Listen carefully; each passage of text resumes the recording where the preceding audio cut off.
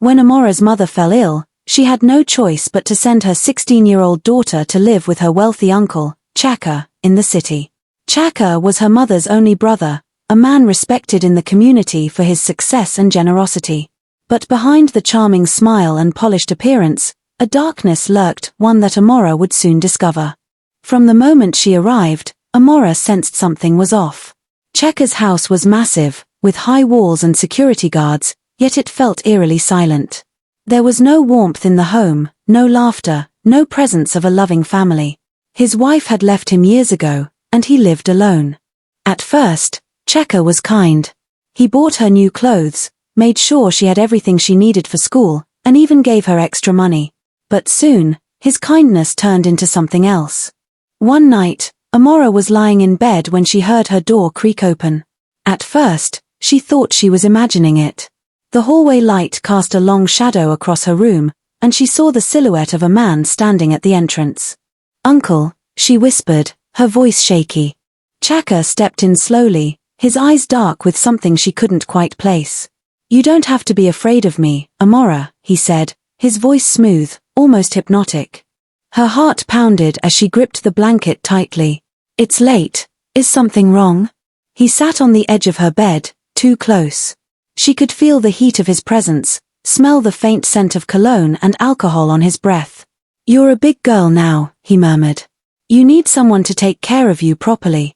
Amara's stomach twisted. Something about his words, the way he looked at her, it wasn't right. Her instincts screamed at her to run, but she was frozen in place. Chuka reached out, tucking a stray braid behind her ear. "You're special, Amara," he whispered. "You should be grateful to have me looking after you." Amara swallowed hard, her body stiff with fear. I'm tired, Uncle. Can I sleep now?" For a long moment, he just stared at her. Then, with a slow smile, he stood up. "Of course, my dear. Sleep well." But Amara didn't sleep at all that night. The visits became more frequent. Chuka would find excuses to touch her, placing a hand on her back for too long, brushing his fingers against her arms when handing her something. He would sit too close at dinner, his gaze lingering on her in a way that made her skin crawl. Amara felt trapped. She was in a house with no escape, under the care of a man who saw her not as his niece but as something else. One night, he came again. This time, he locked the door behind him. Amara knew she had to do something. During the day, she pretended everything was normal. She smiled when he spoke, nodded at his compliments, and never let him see her fear. But at night, she wrote everything down in her diary, every word he said, every unwanted touch, every sleepless night. She needed proof.